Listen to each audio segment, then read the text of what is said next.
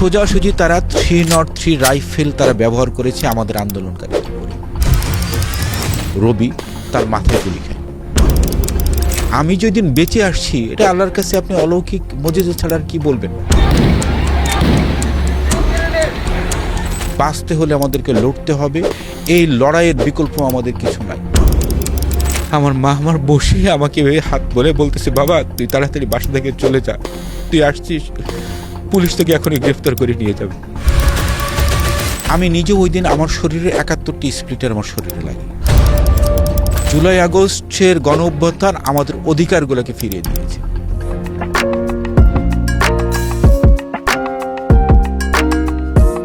Hello everyone, I am Tahmid Arifin Haq and welcome to another episode of The Honest Dialogue. আজকে আমাদের সাথে আছে শরীফউদ্দিন জুয়েল ভাই. He is the convener of Bangladesh জাতীয়তাবাদী যুবদল, ঢাকা মহানগর উত্তর. উনি জুলাই আন্দোলনের সাথে ওতপ্রোতভাবে জড়িত ছিলেন এবং অগ্রভাগে থেকে নেতৃত্ব দিয়েছেন. আমরা আজকে তার অভিজ্ঞতা এবং সেখানের কিছু চমৎকার স্মৃতি এবং কিছু বিভীষিকাময় স্মৃতিতেও ফিরে যাব এবং সেই বিষয়গুলোতে কথা বলবো. আসসালামু আলাইকুম জুয়েল ভাই। ওয়ালাইকুম আসসালাম, ধন্যবাদ আপনাকে। আপনাকে অসংখ্য ধন্যবাদ আমাদের এই অনুষ্ঠানে আসার জন্য, আপনার ব্যক্তিগত জীবন থেকে সময় বের করে। তো আমাদের এই জুলাই সেগমেন্টে আমরা স্পেশালি পুরো জুলাই নিয়েই অনেক কিছু আলোচনা করছি যারা আমাদের গেস্ট আসছেন তাদের সাথে। তো আপনার কাছ থেকে শুরুতেই জানতে চাই আপনার জুলাইটা কেমন ছিল? আপনাকে ধন্যবাদ আজকে চ্যানেল ওয়ানের এই নিয়মিত পডকাস্টে আমাকে আমন্ত্রণ জানানোর জন্য, এবং আজকে চ্যানেল ওয়ানের মাধ্যমে আসলে আমি আমার জুলাই আগস্ট যে আন্দোলন, বাংলাদেশের ছাত্র জনতার যে গণ অভ্যুত্থানের মাধ্যমে শেখ হাসিনা রেজিম গভর্নমেন্টের পতন হয়েছিল, এবং শুধু পতনই হয়নি, সে দেশ ছেড়ে পালিয়েছিল। সে জুলাই আগস্টের গণ অভ্যুত্থানটাই আসলে এটা একটা তিলে তিলে গড়ে ওঠা একটা আন্দোলন ছিল, গণ অভ্যুত্থান ছিল। সে আন্দোলনটার প্রথমে প্রেক্ষাপটটা তৈরি হয়েছিল যদিও কোটা সংস্কার আন্দোলনের মাধ্যমে, এটা আন্দোলনটা তিলে তিলে গড়ে উঠেছিল। পরবর্তীতে এটা কিন্তু ছাত্র জনতার গণ অভ্যুত্থানে পরিণত হয়েছিল, এবং সেটা 9 দফা থেকে সেটা 1 দফায় পরিণত হয়েছিল শেখ হাসিনা সরকারের পদত্যাগ, এবং সেটা তার সফল বাস্তবায়ন হয়েছিল 5ই আগস্ট শেখ হাসিনা দেশ থেকে পালিয়ে যাওয়ার মাধ্যমে। আমরা যদি একটু পিছনে যদি যেতে চাই, দেখুন আসলে জুলাই আগস্টের গণ অভ্যুত্থানটা বাংলাদেশে কেন হয়েছিল? জুলাই আগস্টের গণ অভ্যুত্থানটা বাংলাদেশের 17টি বছর বাংলাদেশের মানুষের যে মৌলিক অধিকারগুলোকে হরণ করেছিল, মানুষের বাক স্বাধীনতাকে কেড়ে নেওয়া হয়েছিল, বাংলাদেশের মানুষ ন্যায় বিচার থেকে বঞ্চিত হয়েছিল। সোজা কথা, বাংলাদেশের মানুষ এখানে সোজা কথা একটি আজ্ঞাবহ সরকারের আন্ডারে, একটি রেজিম সরকারের মানুষের একটু ছিল পরাধীন ছিল। সেখানে মানুষের কোনো কিছু স্বাধীনতা বলতে কিছু নয়। যখন মানুষের মৌলিক অধিকারগুলোকে কেড়ে নেওয়া হয়, তার বাক স্বাধীনতাকে যখন কণ্ঠরোধ করা হয়, তাহলে সেই মানুষের কিন্তু যাওয়ার কোনো জায়গা থাকে না। তিলে তিলে সে ক্ষোভগুলো 17 বছরে বাড়তে বাড়তে এমন একটা জায়গায় পৌঁছে গিয়েছিল, সেটা জুলাই আগস্টের সে ছাত্র জনতার সে গণ অভ্যুত্থানে সেটা গণ বিস্ফোরণ কিন্তু ঘটেছিল। তারই ধারাবাহিকতায় আপনার যেটা শুরু হয়েছিল 2024 সালের, এটা খুব সম্ভবত জানুয়ারি মাস থেকে কোটা সংস্কার আন্দোলনটা শুরু হয়েছিল। কোটা সংস্কার আন্দোলনটা পরবর্তী ফেব্রুয়ারি মাস থেকে আপনার কোর্টে তখন এটাকে রিট পিটিশনটা যখন শুনানি যখন হয়, তখন থেকে আস্তে আস্তে কিন্তু এটা দানারটা কিন্তু আসে বেঁধে ওঠে, এবং এটা জুন মাস থেকে প্রত্যেকটা বিশ্ববিদ্যালয় বা পাবলিক বিশ্ববিদ্যালয় কেন্দ্র থেকে আস্তে আস্তে সে একটা দেখা গেছে যে আপনার এই আন্দোলনটা গড়ে ওঠে। জুলাই মাসের এই আন্দোলনটা সারা বাংলাদেশে ছড়িয়ে পড়ে, এবং আমি যদি আমার ব্যক্তিগতভাবে যদি সেই আন্দোলনটার কথা বলতে চাই, যখন জুলাই মাসে যখন সারা বাংলাদেশে যখন এখানে আপনার কোটা সংস্কার আন্দোলনটা যখন আস্তে আস্তে যখন এটা দানা বাঁধতে লাগলো, যেহেতু আমি একটি রাজনৈতিক দলের আমি কর্মী, আমি বাংলাদেশ জাতীয়তাবাদী যুবদল ঢাকা সিটি নর্থের আমি আহ্বায়ক, এবং পাশাপাশি যুবদল আমি কেন্দ্রীয় কমিটির আমি ভাইস প্রেসিডেন্ট। আমি সেই দলের একজন ছাত্রদের সেই কোটা সংস্কার আন্দোলনটাকে যৌক্তিক ছিল, এবং সেই কোটা সংস্কার আন্দোলনকে আমার দল সর্বাত্মক সমর্থন দিয়েছে, এবং আমরাও কিন্তু জাতীয়তাবাদী যুবদল আমরাও কিন্তু সেই আন্দোলনটাকে সমর্থন জানিয়ে তাদের সেই যৌক্তিক কোটা সংস্কার আন্দোলনটাকে আমরা বিভিন্ন পর্যায়ে সমর্থন দিয়ে এসেছি। কিন্তু সে আন্দোলনটি চলমান সময়ে কোটা আন্দোলনটি যখন 17ই জুলাই রোকেয়া বিশ্ববিদ্যালয়ের মেধাবী ছাত্র আবু সাইদকে যেভাবে আপনার গুলি করে মেরে ফেলা হলো এবং সাইদের সে দুহাত প্রসারিত করে যখন সে গুলিটিকে তার বুকে যখন সে তখন ধারণ করলো সেই সেই আবু সাইদের মৃত্যুর পরে কিন্তু সারা বাংলাদেশের সেই আন্দোলনটা কিন্তু অগ্নি একটা দাবানলের মতো কিন্তু সারা দেশে ছড়িয়ে পড়ে এবং এই পরবর্তীতে সেই 17ই জুলাই সে আন্দোলনটা সারা বাংলাদেশে যখন ছড়িয়ে পড়ে আবু সাইদের সে বিরচিত মৃত্যুকে যে সে নিজের বুকে সে দুই হাত প্রসারিত করে আলিঙ্গন করে নিয়ে আমাদেরকে দেখিয়ে দিল যে লড়তে হবে, শহীদ হতে হবে, তা নাহলে বিজয়ী হতে হবে। আবু সাইদের এই মৃত্যুটা সারা বাংলাদেশের অগ্নি স্ফুলিঙ্গের মধ্যে ছড়িয়ে পড়ে এবং 18ই জুলাই কিন্তু আমরা কিন্তু সারা বাংলাদেশের তখন কিন্তু আবু সাইদের এই মৃত্যুটা সারা বাংলাদেশের 18 কোটি মানুষের চোখ কিন্তু খুলে দিয়েছে যে রেজিমের অধীনে আমাদেরকে আন্দোলন করতে হবে, আমাদেরকে প্রতিরোধ করতে হবে, তাদের বিরুদ্ধে আমাদেরকে গর্জিয়ে তুলতে হবে। এবং দেখেন আবু সাইদের মৃত্যুর ঠিক আগে কিন্তু আমাদের চট্টগ্রামে কিন্তু আমাদের আমাদের ছাত্র ওয়াসিমের মৃত্যু হয়েছে। ওয়াসিমের মৃত্যু প্রথম শহীদ ওয়াসিম এবং এরপরে আমাদের আবু সাইদ। ওয়াসিম এবং আবু সাইদের এই মৃত্যুটা সারা বাংলাদেশের মানুষের চোখ খুলে দিয়েছে এবং তাদের মানুষ দেখিয়ে দিয়েছে যে আমাদেরকে এখন বাঁচতে হলে আমাদেরকে লড়তে হবে, এই লড়াইয়ের বিকল্প আমাদের কিছু নাই। তারই ধারাবাহিকতা কিন্তু আমরা সারা বাংলাদেশে আমরা 18ই জুলাই থেকে সারা বাংলাদেশের সকল শ্রেণী পেশার মানুষ ওই দিন থেকেই তারা কিন্তু আস্তে আস্তে কিন্তু তারা কিন্তু রাস্তা নামে। আমরা বাংলাদেশ জাতীয়তাবাদী দল বিএনপি আমাদের তৎকালীন এখনকার মাননীয় প্রধানমন্ত্রী তৎকালীন ভারপ্রাপ্ত চেয়ারম্যান জনাব তারেক রহমান উনি আমাদেরকে 17ই জুলাই আমাদেরকে সর্বাত্মকভাবে আর দূরে থেকে দাঁড়িয়ে সমর্থন নয়, রাজপথে নেমে আমাদের সে ছাত্র ভাইদেরকে আমাদের সমর্থন জানিয়ে তা আমরা কাঁধে কাঁধ মিলিয়ে আমরা সে লড়াই করার সেই নির্দেশনটা আমরা পাই। আমরা জানতে চাই যে আপনার ব্যক্তিগত যে ইনভলভমেন্ট জুলাইয়ের সাথে সেটা কয় তারিখ থেকে শুরু হয়, কবে থেকে শুরু হয় এবং এটা সূত্রপাতটা কিভাবে হয়? আবু সাইদের মৃত্যুর পর, ওয়াসিম এবং আবু সাইদের মৃত্যুর পর 18ই জুলাই আমরা তখন উত্তরায় যেটা স্পট যেটা আছে, যেমন আসলে উত্তরার স্পটে যেটা ছিল আপনার রাজলক্ষ্মী এবং বিএনএস সেন্টার, জসীমউদ্দিনের পর থেকে রাজলক্ষ্মীর পর হলো বিএনএস সেন্টার। এইখানে আমাদের যেখানে সকাল 9টার সময় থেকে আমরা জড়ো হই, সেখানে আমাদের ছাত্র বন্ধুরা তারাও সেখানে জড়ো হয় এবং পাশাপাশি আমরা রাজনৈতিক দলের আমরা কর্মী যারা জাতীয় যুব দলের এবং আমার নেতৃত্বে আমাদের বিএনপির নেতাকর্মীরা সেখানে আমরা জড়ো হই আবু সাইদের এবং ওয়াসিম আবু সাইদের হত্যাকাণ্ডের পরে থেকে। তো ওই দিন বলা ছিল 18ই জুলাই সারা বাংলাদেশের সবচেয়ে বেশি হত্যাকাণ্ড 18ই জুলাই হয়েছে এবং আমি যেখানে দায়িত্ব পালন করি বা আমি যখন আন্দোলনে আমি নিজে থেকে যখন আমি সেখানে আমি আন্দোলনে অংশগ্রহণ করি 18ই জুলাই ওই দিন কিন্তু আমি উত্তরায় যেখানে ঠিক জসীমউদ্দিন আপনার উত্তর আজমপুর বাস স্ট্যান্ডের সামনে যেটা আমির কমপ্লেক্স মার্কেট, সে আমির কমপ্লেক্সের মার্কেটের সেখান থেকে যে রাস্তাটা সম্ভবত রাস্তাটার নাম হচ্ছে রবীন্দ্র সরণি, যে রাস্তাটা সোজা পশ্চিম দিকে চলে গেছে, ওইখান থেকে আমরা কিন্তু আন্দোলনের ওদিকে কিন্তু আপনার উত্তরা পূর্ব থানাটা এবং উত্তরা পূর্ব থানার পরে আছে হলো জসীমউদ্দিন মোড়, ওদিক থেকে কিন্তু র্যাব এবং পুলিশ তারা আমাদেরকে কিন্তু মানে বৃষ্টির মতো তারা আমাদের মোহর তারা আমাদেরকে গুলিবর্ষণ করতেছে এবং আমরা সেখানে কিন্তু দাঁড়িয়ে আমরা কখনো সে দেখা গেছে যে আমরা একটি টিনের যে চালগুলো আছে, টিনের চাল, হ্যাঁ, সে সেগুলোকে বলা ছিল আমরা একরকম ভাবে আমরা কিন্তু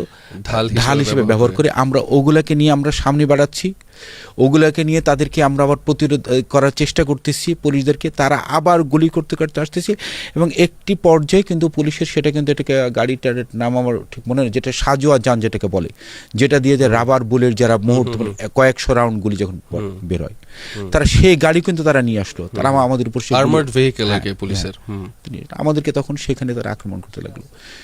ওই দিন সে আমির কমপ্লেক্সের পাশে যে রবীন্দ্র সরণি শহীদ মুগ্ধ কিন্তু তখন সেই স্পটে আমাদের সাথেই ছিল, আমরা একসাথেই ছিলাম। আমরা যখন মেইন রাস্তাতে আমরা যখন পুলিশের সাথে আমরা বারবার আমরা তাদের সাথে প্রতিরোধ গড়ে তুলতেছি, পুলিশ র্যাব বিডিআর তাদের সাথে আমরা প্রতিরোধ গড়ে তুলতেছি, আবার যখন আমরা তাদের প্রবল গুলি বর্ষণের মুখে আমরা রবীন্দ্র সরণির একটু ভিতরে এসে যাচ্ছি, আবার তখন কিন্তু তার গুলিটা থামলে আমরা ওখান থেকে আবার সবাই একসাথে বের হয়ে আবার পুলিশে কিন্তু আমরা অ্যাটাকে যাচ্ছি। ওটা ছিল 18ই জুলাই, সেটা ওই দিন শুধু এক উত্তরা স্পট আজমপুর স্পট থেকে ওই দিন 7 জন শহীদ হয়।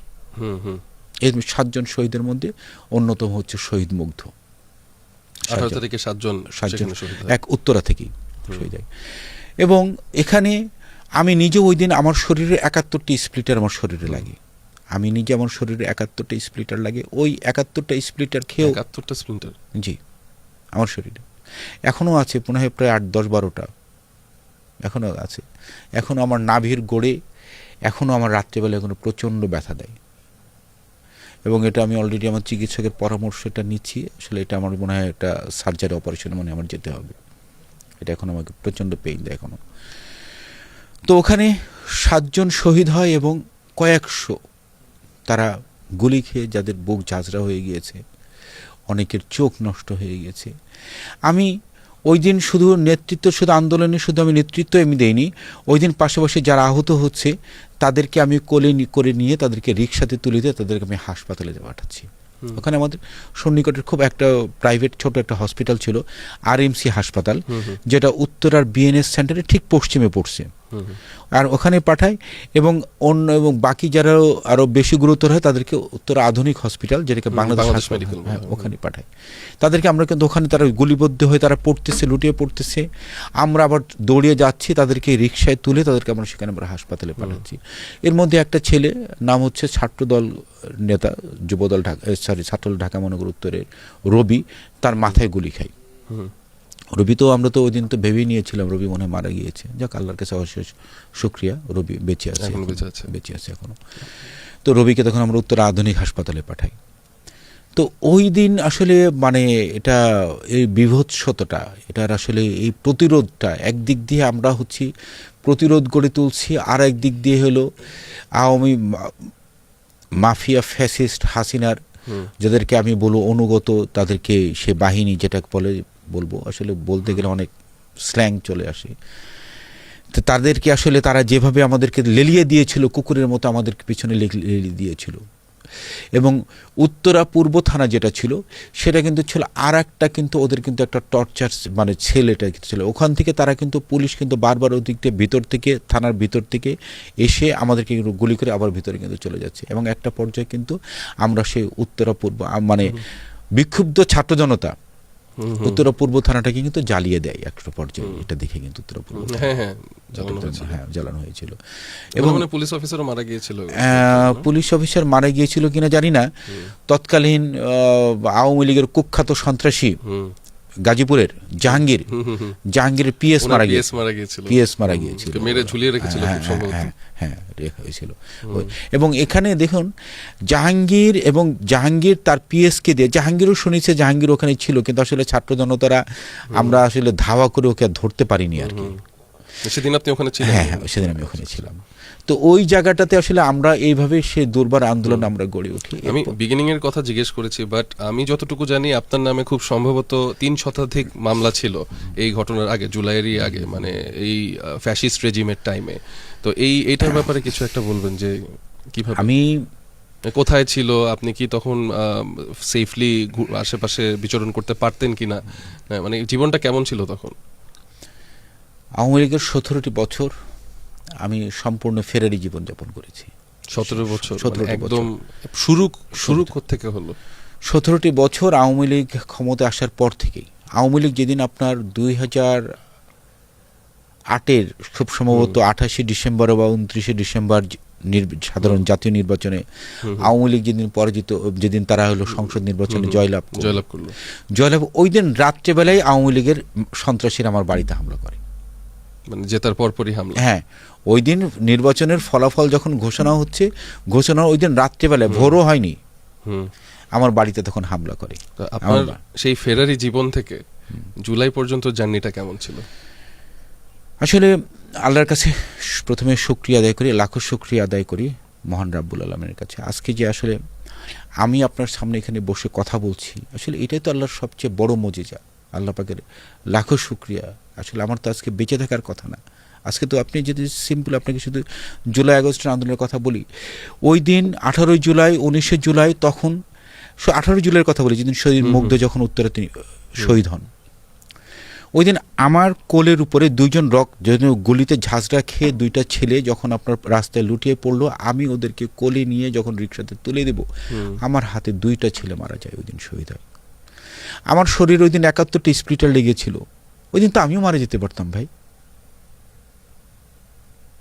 আমি যেদিন বেঁচে আসছি এটা আল্লাহর কাছে আপনি অলৌকিক মজেজা ছাড়া আর কি বলবেন। আমাকে 2013 সালে আমাকে যেদিন ডিবি পুলিশ যেদিন আমাকে গ্রেফতার করে, তখন আমাকে তারা টানা 42 দিন তারা আমাকে রিমান্ডে রাখে। বলা চলে এটা একটা আয়না ঘরই ছিল, আমাকে রাখে আয়না ঘরে। হ্যাঁ, 42 দিন গুম ছিলাম আমি তখন সেখানে। তা আমি ওখান থেকে বেঁচে আসব এটার গ্যারান্টি কোথায় ছিল? একসব আল্লাহ পাকের অশেষ রহমত। 28 অক্টোবর 2023 সাল পল্টনে যখন বিএনপির সে ঐতিহাসিক জনসভাটাকে যখন মাফিয়া ফ্যাসিস্ট হাসিনা যখন ক্র্যাকডাউন করলো, চতুর সাইড থেকে যখন পুলিশ এসে যখন এটাকে আপনার গুলি চালিয়ে যখন এটাকে জনসভাটাকে ভণ্ডুল করে দিল, আপনারা খেয়াল করে দেন মহাসচিব বক্তব্য রাখার ঠিক আগ মুহূর্তে কিন্তু আপনার চতুর সাইড থেকে পুলিশ কিন্তু সে জনসভাকে টার্গেট করে কিন্তু গুলি বর্ষণ করতে থাকে। আমরা যুবদল ঢাকা মহানগর উত্তর ছিলাম, সে পল্টনের আমাদের জনসভার যে মঞ্চ ছিল তার পশ্চিম পাশে, দ্যাটস মিন এটাকে বলে আপনার হচ্ছে স্কাউট ভবন। স্কাউট ভবনের ওখান থেকে কিন্তু পুলিশ আমাদেরকে গুলি করতেছে এবং আমরা কিন্তু লাঠি হাতে খালি বলা চলে খালি হাতে পুলিশের আমরা সাথে কিন্তু লড়াই করতেছি। ওই দিনে কিন্তু আমার শরীরে কিন্তু 54টি স্প্লিটার হয়। ওই দিন আমাদের যুবদলের ঢাকা মহানগর উত্তরের আমার সদস্য সচিব সাজ্জাদুল মিরাজ সহ যুবদল ঢাকা মহানগর অনেকে আমরা নেতাকর্মী ওই দিন আমরা আহত হই।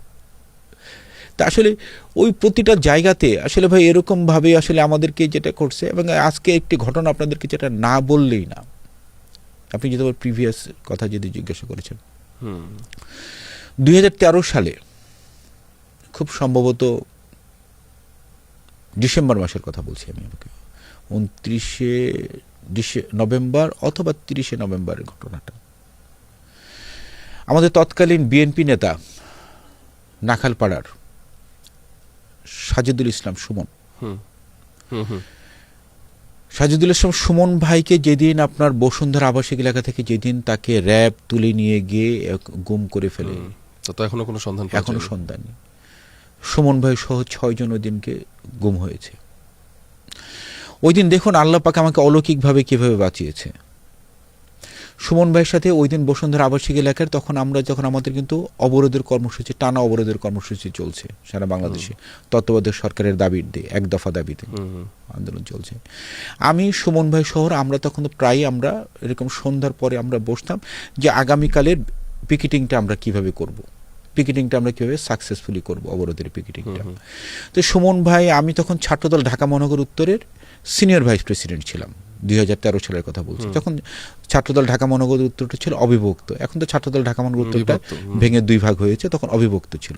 আমি সিনিয়র ভাইস প্রেসিডেন্ট ছিলাম তখন। উত্তরা থেকে বলা চলে মহাখালী ফার্মগেট এই অঞ্চল পর্যন্ত আসলে আন্দোলনের পিকেটিংয়ের নেতৃত্ব আমরাই ছিলাম, সুমন ভাই, আমি। মানে সুমন ভাইকে যেদিন তুলে নেওয়া হয় সেদিনকে আপনাকেও? হ্যাঁ, আমি ওটাই বলছি। তো ওই দিন আমরা আন্দোলনের তখন আমাদের আসলে তখন যেহেতু আমরা বসতাম একসাথে, বসে পিকেটিংটা কিভাবে কি করতে হতো এবং পিকেটিংয়ের জন্য আমরা প্রত্যেকটা গুরুত্বপূর্ণ পয়েন্টের স্পটের ছেলেপেলেদেরকে ডেকে তাদেরকে আমরা প্রয়োজনীয় সহযোগিতাগুলো আমরা দিতাম পিকেটিং করার জন্য। ওই দিন আমারও তখন সন্ধ্যার সময় সুমন ভাইয়ের সাথে ওখানে যাওয়ার কথা, ঘটনাটা একেবারে না বললেই না। ঠিক তার আগের দিনও আমরা ওই স্পটে বসে সুমন ভাই সহকারে আমরা বসে তখন কিন্তু আমরা সেই এভাবে প্ল্যানিংটা করেছি। প্রচন্ড মশা ছিল শীতের শুরুতে, প্রচন্ড মশা। আপনি যদি বসুন্ধরা আবাসিক এলাকা সম্পর্কে যদি খবর রাখেন, প্রচুর মশা থাকে। তো এমন অবস্থাটা ছিল, সন্ধ্যার পরে আমরা বসেছি, এভাবে হাত দিচ্ছি, দেখেছি 100-200 মশা মনে হয় মরতেছে, কথা বলতেছি, মুখের মধ্যে দিয়ে মশা চলে যাচ্ছে। আমি রাত্রেবেলা আমি দেখা গেছি আমার বলা চলে খেতেও পারিনি। তো পরের দিন আবার যখন সুমন ভাইকে যেদিন গুম করে, পরের দিন আবার সুমন ভাই বিকালবেলায় সুমন ভাইয়ের সাথে আমার কথা হলো। সুমন ভাই আমাকে আদর করে তুই বলে ডাকতো। সুমন বললো যে কালকে যেখানে আসছিলি তো ওখানে চলে আয়। তা আমি বললাম যে সুমন ভাই, কালকে রাত্রেবেলা ওখানে এত মশা ছিল, আমার মুখের মধ্যে অনেকগুলো মশা ঢুকে গেছে, ভাই আমি ওখানে যেতে পারবো না, আজকে জায়গাটা চেঞ্জ করেন। তো সুমন ভাই দুষ্টমি করে বললো যে তুই তো একটু শৌখিন, তোর শৌখিনতা, আমি তো তোর মতো এত শৌখিন না। তাহলে ঠিক আছে, তাহলে তুই এক কাজ কর, তুই ওখান থেকে তাহলে তুই মাগরিবের নামাজ পড়া তাহলে তুই বসুন্ধরা গেটের বাইরে তুই কোথাও অপেক্ষা কর, আর ছেলে পেলে যেহেতু ওরা 5-6 জন আমার কাছে আসছে, ওদেরকে আমি বিদায় দিয়ে আমি তোর সাথে আমি দেখা করতেছি, তুই ওদিকে থাক। এটাই কি ওনার সাথে শেষ কথা? ওটাই সুমন ভাইয়ের সাথে আমার শেষ কথা। আমি মাগরিবের নামাজটা পড়লাম, পড়ে যেখানে সুমন ভাইয়ের সাথে আমার দেখা হওয়ার কথা সেখানে আমি গেলাম। আধা ঘন্টা চলে যাচ্ছে, 1 ঘন্টা চলে যাচ্ছে, কোনো খবর নেই, সুমন ভাইয়ের খবর নাই, সুমন ভাইয়ের মোবাইল বন্ধ। হয়তো আল্লাহ আপনাকে এই জুলাইয়ের জন্যই সেদিন সেভ করেছিল, এই জুলাই আপনার যে অবদানটা থাকবে আল্লাহ ভালো জানে। তো আবার আমরা একটু জুলাইয়ে ফিরে আসি। তো 18 আগস্টের কথা বললেন, 7 জন মারা গেছে, 2 জন আপনার হাতেই মারা গেছে। তো এরপরে কি হতে থাকলো ধারাবাহিকতায় আপনার যে অ্যাট্রসিটি বা যে ঘটনাগুলো যা আপনার সাথে ঘটেছে এগুলো যদি একটু। এরপরে আমরা 19শে জুলাই যখন আমাদের মাননীয় প্রধানমন্ত্রী তৎকালীন ভারপ্রাপ্ত চেয়ারম্যান আমাদের ভাইয়া যখন আমাদের বললেন যে সারা বাংলাদেশে জুলাই আন্দোলনটা 19শে জুলাই, তখন আমাদের শুক্রবারে, দিনটা খুব সম্ভবত শুক্রবার ছিল,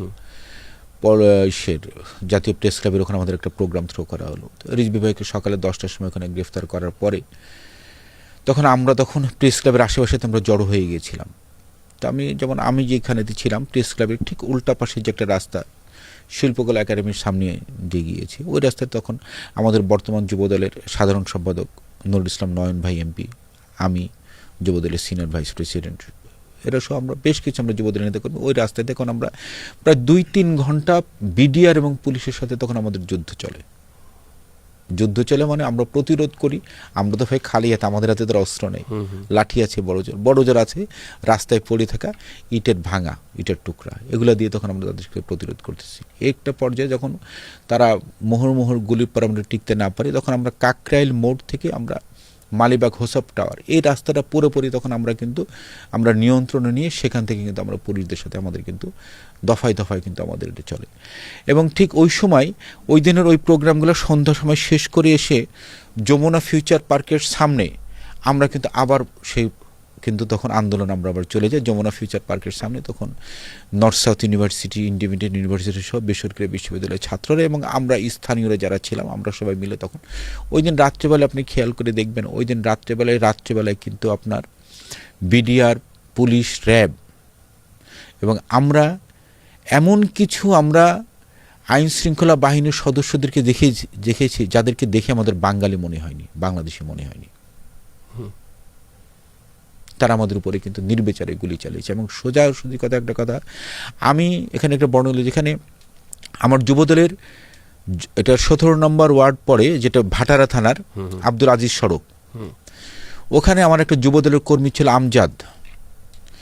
আমজাদ দিয়ে ওই দিন রাত্রেবেলায় 19শে জুলাই রাত্রেবেলায় আমজাদের চোখে একটা রাইফেলের এদিক দিয়ে গুলি লেগে এদিক দিয়ে বের হয়ে গিয়েছে এবং আমজাদকে আমরা হাসপাতালে নেওয়ার পরে ডাক্তার তাকে মৃত ঘোষণা করছে। আমজাদকে আমরা কুর্মিটাল হাসপাতালে নিয়ে গেছিলাম। সোজাসুজি তারা 303 রাইফেল তারা ব্যবহার করেছে আমাদের আন্দোলনকারীদের উপরে। এরপরে তো 20শে জুলাই আসলো, 20শে জুলাই সম্ভবত কারফিউ ঘোষণা করা। আমরা তো AK-56 এর কথা শুনেছি, অথবা চাইনিজ রাইফেলের কথা শুনেছি, 303 রাইফেল, 7.62। জি তার চোখের এদিক দিয়ে একটা গুলি লেগে এদিক দিয়ে মাথার পিছন দিক দিয়ে বের হয়ে গিয়েছে আমজাদ। আমরা কুর্মিটাল হাসপাতালে আমরা নিয়ে যাওয়ার সাথে সাথে লাস্ট ওখানে তারা মৃত ঘোষণা করলো। আমজাদের আত্মীয় স্বজন সহকারে আমি যাদেরকে পাঠালাম এবং লাস্টটা তারা আমাদেরকে দিল না। আপনারা এখানে এটা রেখে যেতে হবে। এটা কি কোনো হসপিটালের প্রোটোকল নাকি উপরের থেকে নির্দেশ ছিল? আমরা তাদের আমজাদের পরিবার যখন তাদেরকে জিজ্ঞাসা করে এবং সাথে আমাদের নেতাকর্মী যাদেরকে পাঠিয়েছেন তারা জিজ্ঞাসা করে, তারা বলে যে না এটা দেওয়া যাবে না, এটা সরকারের ঊর্ধ্বতন কর্তৃপক্ষের নির্দেশ আছে, দেওয়া যাবে না, লাস্টটা এখানে থাকবে। লাস্টটা তারা কিন্তু দেয়নি ওই দিন। শুধু এভাবে না, ওই অন্য হাসপাতালে কিন্তু আমরা একই নিউজ পেয়েছি, যাদেরকে আহত অবস্থায় যাদেরকে গিয়েছে হাসপাতালে, যারা মারা গিয়েছে তাদের লাশগুলো কিন্তু তারা দেয়নি। এবং যারা আহত অবস্থায় যারা হাসপাতালে ছিল তাদেরকেও কিন্তু নানাভাবে তাদের উপরে কিন্তু সেখানে কিন্তু উল্টা আরো টর্চার করা হয়েছে চিকিৎসার পরিবর্তে। এরপরে 21শে জুলাই থেকে যখন কারফিউ শুরু করা হলো, কারফিউ ঘোষণা করা হলো, আমরা কারফিউ ভঙ্গ করে আমরা কিন্তু মিছিল করি। আমরা মিছিল থেকে মনে পড়লো যে এই আন্দোলন যখন চলছিল তখন কি আপনাকে আইডেন্টিফাই করা হয়েছে বা স্পেসিফিক্যালি আপনাকে পুলিশ বা আইন শৃঙ্খলা রক্ষাকারী বাহিনী খুঁজেছে? অবশ্যই খুঁজেছে বা কোনো মামলা হয়েছে? আমি আমার জুলাইয়ের 24 জুলাই আগস্টের আন্দোলনের আগেই আমার নামে 367টা মামলা ছিল জুলাই আগস্টের, এবং আমি তখন আমাকে যখন জুলাই স্টার্ট হলো তখন থেকে তো আপনাকে মনে হয় আইডেন্টিফাই করা হচ্ছে। হ্যাঁ আমাকে আইডেন্টিফাই করে, এবং উত্তরা স্পটটা যেটার কথা বললাম এবং যমুনা ফিউচার পার্কের কথাটা যেটা বললাম, নট অনলি দিস, আপনি রামপুরার এখানে আপনার আফতাবনগরে ব্র্যাক ইউনিভার্সিটির যে আন্দোলনটা, সেই আন্দোলনটাও কিন্তু আমাদের যুবদলের ছেলেদেরকে কিন্তু আমি ওখানে কিন্তু নেতৃত্ব দিয়েছি। এবং রামপুরা টিভি সেন্টারের সামনে কিন্তু ঢাকা শহরের আর একটা বিভীষিক এবং জায়গা তো ছিল রামপুরা টিভি সেন্টারের সামনে এলাকাটি, সে আমাকে তো শুট অ্যাট সাইট আমার নির্দেশই ছিল। তো আপনার কি কখনো এরকম মনে হয়েছে যে আজকে আমি আর বাসায় ফিরতে পারবো না, এরকম মানে এরকম সিচুয়েশনে এটা আসলে সত্যি কথা বলতে কি, আমরা জুলাই আগস্টের আন্দোলনের সময় আমি প্রতিটা দিন বাসা থেকে, আমি যখন আসলে বাসাতে বলতে নির্দিষ্ট কোনো বাসা ছিল না, ফেরারি জায়গা, তারপর যখন যেদিন বের হতাম আসলে সেভাবে ওই মানে বাসায় আর ফিরবো না এটা জেনেই বের হতাম। মানে নিজের আত্মীয় স্বজনকে কি কোনো নির্দেশনা দিয়ে যেতেন যে আমি নাও ফিরতে পারি বা এমন কিছু?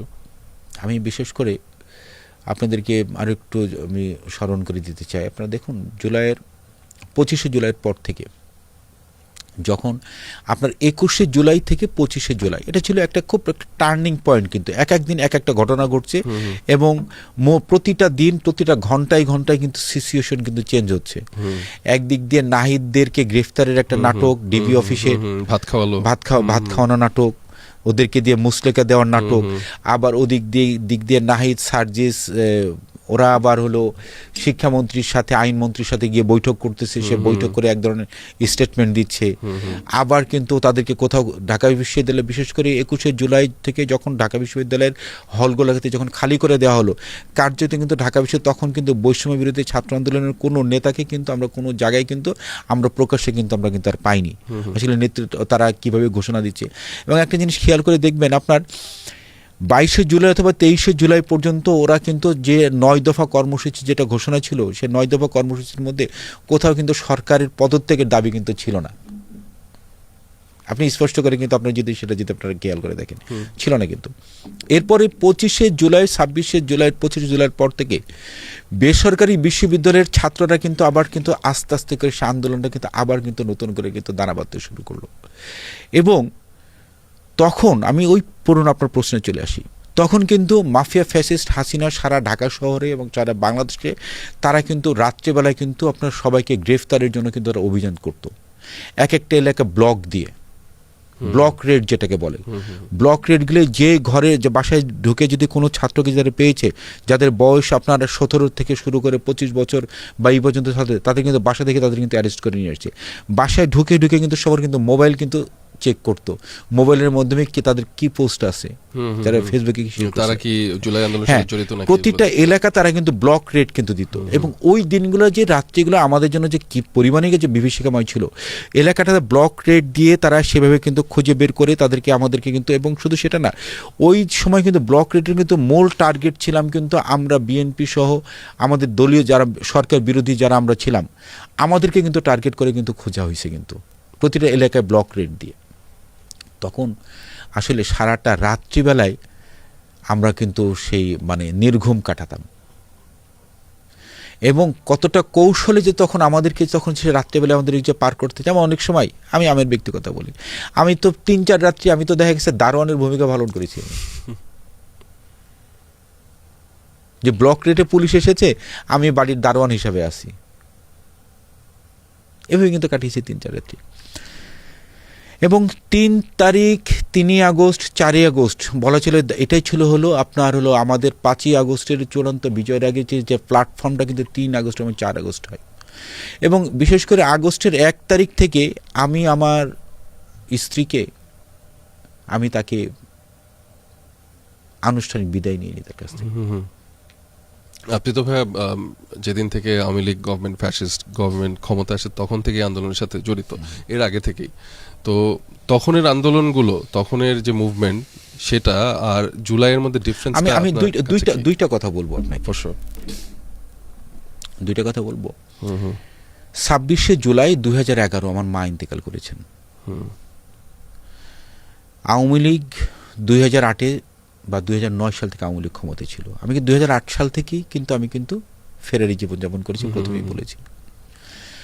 2010-এ এবং 2011-তে আমার মা, বিশেষ করে 2011-র আমি মানে খুব সম্ভবত জানুয়ারি ফেব্রুয়ারির কথা বলি, মা হঠাৎ করে খবর এসলো মা খুবই অসুস্থ, মা কথা বলতে পারতেছে না।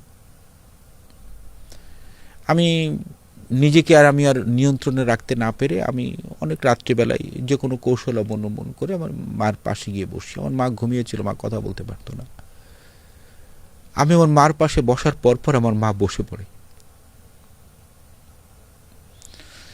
আমার মা আমার বসে আমাকে হাত বলে বলতেছে, বাবা তুই তাড়াতাড়ি বাসা থেকে চলে যা, তুই আসছিস পুলিশ তোকে এখনই গ্রেফতার করে নিয়ে যাবে। আমার মা মৃত্যুশয্যায় ছিল, সে কথা বলতে পারত না। যে বাবা তুই চলে যা, যে কোনো মুহূর্তে পুলিশ আসবে, তোকে গ্রেফতার করে নিয়ে যাবে। এটা ছিল, আমি 2011-র কথা বলতেছি। আমার মা 26শে জুলাই ইন্তেকাল করে।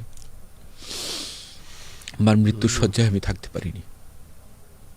আমি একটা ছেলে হিসাবে আমার মার পাশে আমি থাকতে পারিনি। তো 2024 সালের আমি বলা চলে, আমি আমার ওয়াইফকে একদিন আমি ফোনে আমি বললাম যে আসলে আমি তোমার সাথে হয়তো আমার দেখা নাও হইতে পারে, তুমি মানসিকভাবে প্রস্তুত থেকো। কারণ তখন প্রতিদিন এক একটা এলাকাকে এমনভাবে ব্লক রেড দিচ্ছে রাত্রেবেলায়, উপরে দিয়ে হেলিকপ্টার ঘুরে একটা এলাকায় ব্লক রেড দিয়ে ধরতেছে এবং আমাদেরকে টার্গেট করে যেখানে পাইতেছে সেখানেই কিন্তু তারা কিন্তু ওই সময় কিন্তু আপনার 28শে জুলাই, 29শে জুলাই, 30শে জুলাই, 1 আগস্ট, 1 তারিখ, 2 তারিখ, 3 তারিখ রাত্রেবেলায় ব্লক রেড দিয়ে যাকে পাচ্ছে বিনে বেচারে অনেকে কিন্তু রাত্রেবেলায় কিন্তু মেরে ফেলেছে।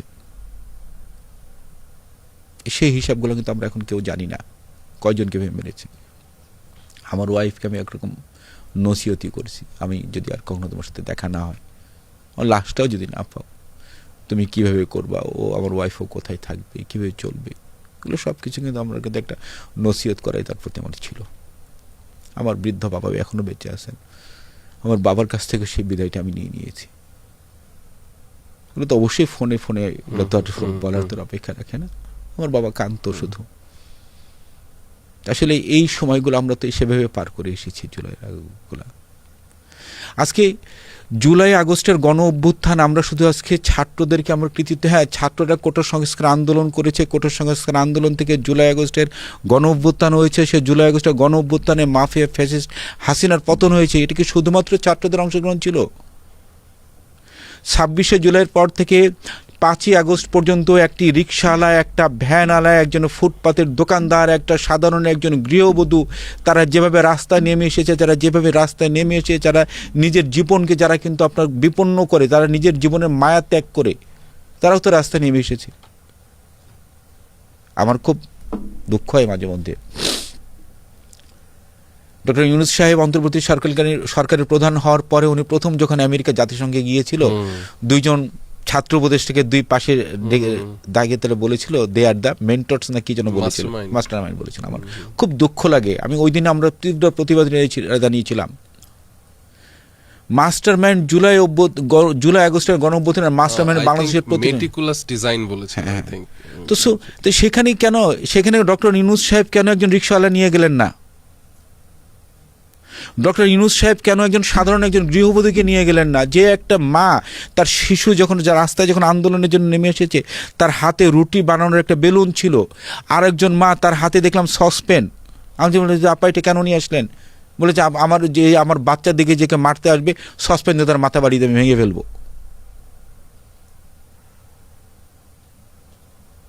জুলাই আগস্টের সেই স্পিরিটগুলা, সেগুলো কি আপনার বললেই কি সেগুলো চলে যাবে? সেগুলো কখনো যাওয়ার নাই। আসলে এই জায়গাগুলোতে আসলে আমাদের, আমি মনে করি যে 71 বাংলাদেশের স্বাধীনতা এনে দিয়েছে। 71 ছাড়া আমাদের বাংলাদেশ সৃষ্টি হতো না। আর জুলাই আগস্টের গণ অভ্যুত্থান আমাদের অধিকারগুলোকে ফিরিয়ে দিয়েছে, গণতান্ত্রিক অধিকার, ফ্রিডম অফ স্পিচ, হ্যাঁ গণতান্ত্রিক অধিকারগুলোকে আমাদেরকে ফিরিয়ে দিয়েছে। আজকে বাংলাদেশের যে একটি বৈষম্যহীন যে একটি বাংলাদেশ গড়ার লক্ষ্যে যে আমাদের মাননীয় প্রধানমন্ত্রী জনাব তারেক রহমান উনি 2023 উনি যখন 31 দফার একটি ঘোষণা দিয়েছিলেন, সেই 31 দফার বৈষম্যহীন বাংলাদেশ গড়ার লক্ষ্যে দেখুন আমরা কিন্তু আমাদের মাত্র তো সরকারের মেয়াদ মাত্র 6 মাস হয়েছে। আসলে 6 মাসে তো সকল প্রতিশ্রুতি বাস্তবায়ন করা সম্ভব না, বাট একটা ইংলিশে একটা কথা আছে, মর্নিং শোজ দ্য ডে। আমাদের মাননীয় প্রধানমন্ত্রী জনাব তারেক রহমান কিন্তু উনি শপথ গ্রহণ করার পরে প্রথম দিন থেকেই ওনার কর্মকাণ্ডে কিন্তু বুঝিয়ে দিয়েছেন যে একটি বৈষম্যহীন একটা মানবিক বাংলাদেশ গড়ার লোককল্পে উনি কতটুকু উনি সংকল্পবদ্ধ। আমরা যে জুলাইয়ের ধারাবাহিকতা নিয়ে কথা বলছিলাম, যে আপনি তো 18 জুলাইয়ের কথা বললেন, এরপরে কিছু ঘটনার কথা বললেন। আপনি এরকম কি কোনো অ্যাট্রসিটি দেখেছেন আপনার চোখের সামনে ঘটতে, যেগুলো মানে অনেকটা চাপা পড়ে গেছে, যেগুলো নিয়ে এখন আর কথা হয় না? হ্যাঁ, একটু চাপা পড়ে গিয়েছে বলতে দেখুন আমি আপনাকে একটু কথা বলি, যেমন আমি উত্তরার স্পটের কথা আমি বলি। উত্তরাতে ওই দিন যখন আপনার হলো, আমি তো সরি এটা 4ই আগস্টের কথা বলি, 4ই আগস্টের কথা বলি।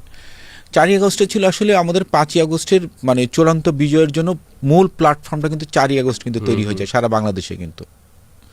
এবং ঠিক তারই ধারাবাহিকতায় কিন্তু 4ই আগস্টের সে আন্দোলনের জুলাই আগস্টের গণঅভ্যুত্থানে 4ই আগস্টের সেই উত্তরা স্পটে কিন্তু সেখানে কিন্তু আন্দোলনের নেতৃত্বে আমিই ছিলাম একটা। কারণ এখানে সাধারণ ছাত্রছাত্রী যারা ছিল, অন্য অন্য পেশাজীবীর ভাই বোন যারা ছিল, তারা যা হোক এটা কীভাবে তারা জানি না, দেখা গেছে তারা আমাকে সামনে নিয়ে তারা কিন্তু আগাচ্ছে। তারা কিন্তু একটু পর পরে যখন বিশেষ করে আপনার একটা স্পটের কথা আমি আপনাকে বলি, আপনার আজমপুর বাস স্ট্যান্ড থেকে যে রাস্তাটা দক্ষিণখান রেলগেটের দিকে গিয়েছে, লাস্ট প্রতিরোধটা আওয়ামী মাফি ফ্যাসিস্ট হাসিনার সন্ত্রাসীরা ওই দিন থেকে কিন্তু সর্বশেষ তারা কিন্তু অস্ত্র ওই দিন থেকে তারা কিন্তু একবার রেল লাইন পার হচ্ছে, রেল লাইনটা পার হয়ে তারা কিন্তু আমাদের ওই জায়গাটায় তারা গুলি করতেছে, গুলি করে আবার তারা চলে যাচ্ছে।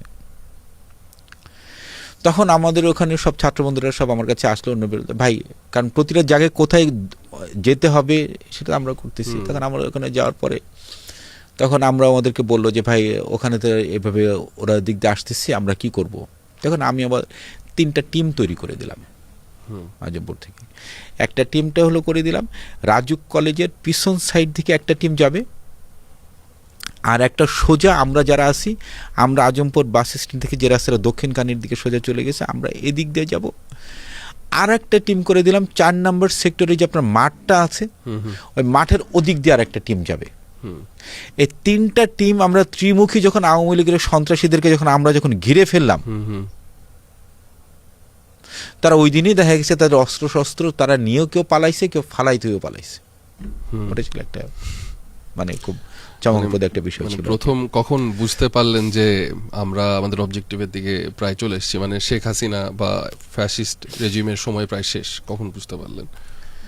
না, এটা তো আসলে 4ই আগস্ট যখন আমরা বলা চলে, এখানে যখন প্রতিটা জায়গা থেকে যখন আপনার একটা জিনিস খেয়াল করে দেখবেন যে আপনার খুব সম্ভবত আগস্টের 1 তারিখে বা 2 তারিখে মানে যাকে আসলে মিডিয়াতে কাকা বললে সবাই খুব ভালো করে চিনে, কাউয়া বললে ভালো করে চিনে, সে যখন আপনার খুব ঘোষণা দিল যে ঢাকা শহর খালি করতে তার 30 মিনিট সময় লাগবে। আপনার কি মনে আছে কথাটা? অবশ্যই। যখন 30 মিনিট যখন সে বললো যে 30 মিনিট তার যথেষ্ট, তার এক যুবলীগ ছাত্রলীগই যথেষ্ট, 30 মিনিটের মধ্যে সে সব খালি করে ফেলবে। আসলে সারা বাংলাদেশের মানুষ সেদিন তাদেরকে দেখিয়ে দিতে চেয়েছিল যে 30 মিনিট তোরা পারিস না, আমরা বাংলাদেশের সাধারণ মানুষ, আমরা যারা আছে আন্দোলনকামী মানুষ, আমরা পারি ওই দিন দেখে। তো প্রতিটা এই জায়গাতে যখন আমরা যখন একটার পর একটা যখন প্রতিরোধ তাদের যখন আমরা গড়ে তুললাম এবং তারা যখন পিছু হটতে লাগলো, এবং আমরা ওই দিনই বুঝতে পারলাম যে তারা যখন আওয়ামী লীগের এই সন্ত্রাসীরা, হাসিনার যারা হলো পালিত সন্ত্রাসীরা, তারা ওই দিন যখন পালিয়ে যেতে লাগলো এবং উত্তরা পূর্ব থানার পুলিশরা তখন এভাবে হাত তুলে কিন্তু তারা সারেন্ডারও করলো যে ভাই আমরা আজকে দেখেন, আজকে কিন্তু আমরা কিন্তু আপনাদেরকে গুলি করতে আসতেছি না ভাই, আপনারা। তাছাড়া তখন এই কিছু কিছু সিমটম আমাদের মনে হলো যে না, ওরা যে পালিয়ে গেল আওয়ামী লীগের লেলিয়ে দেওয়া সন্ত্রাসীরা, ওরা আর ব্যাক করার ওদের সুযোগ আজকে এদিকার নাই। এবং বলা চলে এটা খুব সম্ভবত আমি আপনাকে বলি যে খুব সম্ভবত 4ই আগস্ট বিকাল 4টার সময় কিন্তু আমরা উত্তরা কিন্তু আওয়ামী মুক্ত করে ফেলেছি। এবং ওই 4ই আগস্ট এর পরবর্তীতে আমরা দেখতে পেলাম যাত্রাবাড়ি থেকেও আমরা ভালো সংবাদ পাচ্ছি, ওদিকেও কিন্তু আওয়ামী লীগের সব সন্ত্রাসীরা ওরা ওদিক থেকে পালাচ্ছে, এদিক থেকে উত্তরাতে আমরা বিকালবেলায় করেছি। এবার প্রতিটা জায়গা থেকে কিন্তু আওয়ামী লীগের ওরা কিন্তু ওই দিনই কিন্তু পিছু টান, কিন্তু ওদের মধ্যে যে একটা অহংকার ছিল, দাম্ভিকতা ছিল, যে পুলিশ র্যাব পুলিশের সহায়তা নিয়ে 30 মিনিট আমাদেরকে ওরা খালি, যখন উল্টা যখন ওরা আমাদের কাছ থেকে দৌড়ানি টাকাইলো, তখনই কিন্তু ওরা কিন্তু বলা চলে ওদের ওই দিনই তাদের বিজয় ঘণ্টাটা বেরিয়ে গেছে। এবং 5ই আগস্ট দেখেন আপনার ঢাকা আমরা উত্তরা থেকে যে কমপক্ষে আমার মনে হয় 5-6 লাখের কম হবে না, সে বিশাল মিছিল কিন্তু আমরা কিন্তু উত্তরা থেকে আমরা কিন্তু যখন গণভবনের দিকে আসতে থাকি, এবং আমরা পথের মধ্যে আসতে আসতেই দেখা গেছে যখন সকাল খুব সম্ভবত 11টা থেকে 12টা এরকম হবে মনে হয়, মোবাইলের ইন্টারনেটটা বন্ধ ছিল, তখনই বললাম সামথিং হ্যাপেন্ড, কিছু হয়ে গেছে। আমরা যখন হাঁটতে হাঁটতে যখন আমরা মহাখালী উত্তরা থেকে এত আমরা সেই মানে 4-5 লোকের বিশাল মিছিল নিয়ে আমরা যখন লং মার্চের গণ আসতেছি, হাঁটতে যখন আমরা মহাখালী এখানে বাস স্ট্যান্ডের কাছাকাছি যখন পৌঁছালাম, তখনই আমরা আলহামদুলিল্লাহ, তখন আমরা আমি আমি তখন নিজেও আমি সিজদায় লুটিয়ে পড়লাম। আমার মধ্যে এরকম শত শত মানুষ তারা সিজদায় লুটিয়ে পড়ে আল্লাহর প্রতি তারা কৃতজ্ঞতা জানাচ্ছে, শুকরিয়া আদায় করছে। তো এই যে এত ত্যাগ, এত অ্যাট্রসিটি, আপনারও অনেক বছরের অত্যাচার, নির্যাতন, নিপীড়ন সহ্য করে একটা স্বাধীন বাংলাদেশ পেয়েছেন, গণতান্ত্রিক অধিকার হয়তো আবার ফিরে আসছে বা এসেছেই বলা যায়। তো এর মধ্যে এখন যে অনেকগুলো আওয়ামী লীগের যে সফট পাওয়ার আমরা দেখতে পাচ্ছি, যেগুলো অ্যাক্টিভেট হয়ে গেছে আফটার 5th অগস্ট, এখনও অনেকে জুলাইকে ছোট করতে চায়, যে জুলাই একটা প্ল্যান ছিল, জুলাইয়ের মাধ্যমে একটা সরকারকে পতন করা হয়েছে, এটা আমেরিকার ষড়যন্ত্র ছিল, বা এরকম অনেক কিছু বলে এই জিনিসটাকে মানে ছোট করার চেষ্টা করা হয়। এই ব্যাপারে এই জিনিসটা আপনি কিভাবে দেখেন? দেখুন, জুলাইকে প্রশ্নবিদ্ধ কারা করতে চায়? জুলাইকে প্রশ্নবিদ্ধ তারাই করতে চায় যারা দীর্ঘদিন ধরে একটি পরাধীন বাংলাদেশ দেখতে চেয়েছে, যারা দীর্ঘদিন ধরে একটি রাষ্ট্রের একটা হলো শিকল মানে কি বলে এটাকে আজ্ঞাবহ একটা রাষ্ট্র চেয়েছে, এবং জুলাইটাকে কারা হলো অস্বীকার করতে চায়, যারা কখনো চায় না একটি স্বাধীন সমৃদ্ধশালী বাংলাদেশে থাকুক, তারাই তো চাই। আসলে ওদের প্রেতাত্মারা আসলে 17 বছর ধরে ওদের প্রেতাত্মারা তো সব জায়গায় আছে। সেই প্রেতাত্মারা আসলে তারা কিন্তু দেখেন, এরা কিন্তু আবার গিরগিরিটির মতো কিন্তু আবার রং বদলায়। কিন্তু 5ই আগস্টের পরে এরা কিন্তু দেখেন, কিন্তু এরা কিন্তু আবার সেই জুলাই আন্দোলনটাকে তারা একদিক দিয়ে স্বাগত জানিয়েছে, এবং তখনই কিন্তু তারা আবার নানাভাবে মব নামের একটা শব্দ তৈরি করে তারা কিন্তু এটাকে প্রশ্নবিদ্ধ করার চেষ্টা করেছে।